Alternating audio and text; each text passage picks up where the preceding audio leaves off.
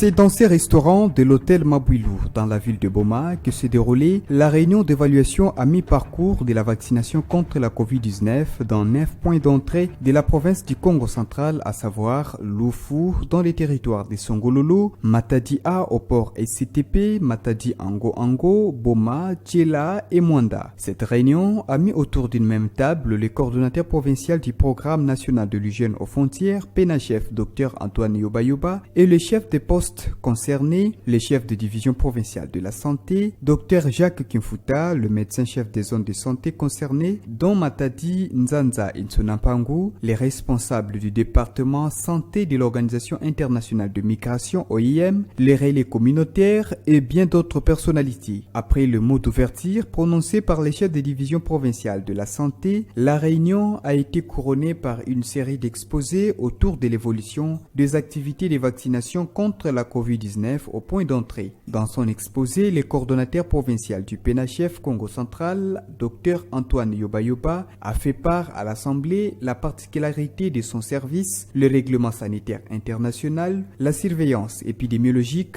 les résultats enregistrés depuis le début de la vaccination et d'autres points importants. Le PENACHEF représente les points focaux du règlement sanitaire international. C'est un programme déconcentré parce que la gestion de frontières relève du niveau national. La gestion de frontières est très sensible. Nous sommes un service d'assiette avec assignation pour les trésors publics.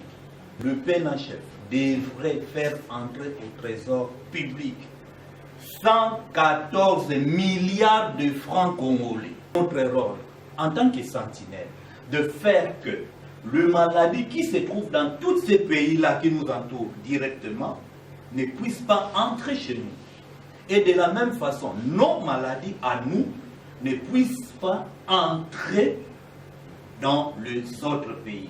C'est pourquoi on a appelé ça mandat, obligation.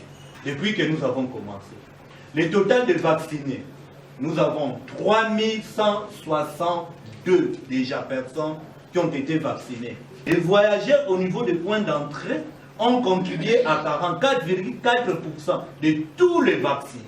De leur côté, le médecin-chef des zones de santé et le chef des postes du PENACHEF ont exposé conjointement à travers une projection les rapports d'évaluation contenant des points forts et les différentes difficultés rencontrées durant les 5 premières semaines de vaccination contre la COVID-19 au point d'entrée pour accroître la couverture vaccinale.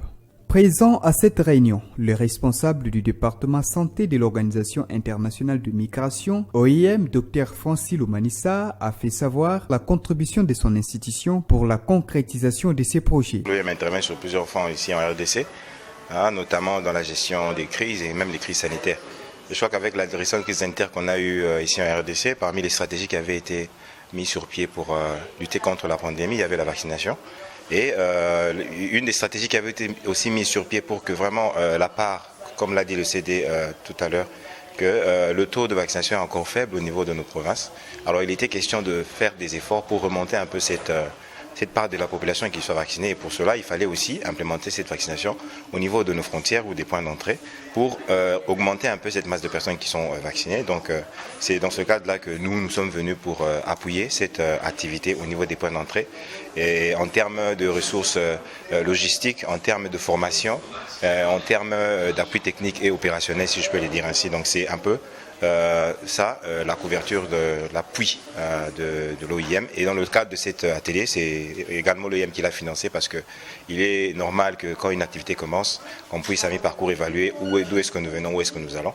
Il était important pour nous, avant que cette année ne se clôture, d'organiser cet atelier pour dégager des recommandations qui vont nous permettre pour la suite du projet de mieux faire les choses. Selon les données du programme et l'archive de vaccination PEV, depuis le début de la vaccination en mai 2021, au moins 242 112 personnes ont été vaccinées au Congo central, soit 11,9% de la population. Au sortir de cette réunion d'évaluation, le chef des postes du PENACHEF Boma s'est dit content d'avoir accueilli sa hiérarchie et toutes les délégations. Nous sommes heureux de les recevoir.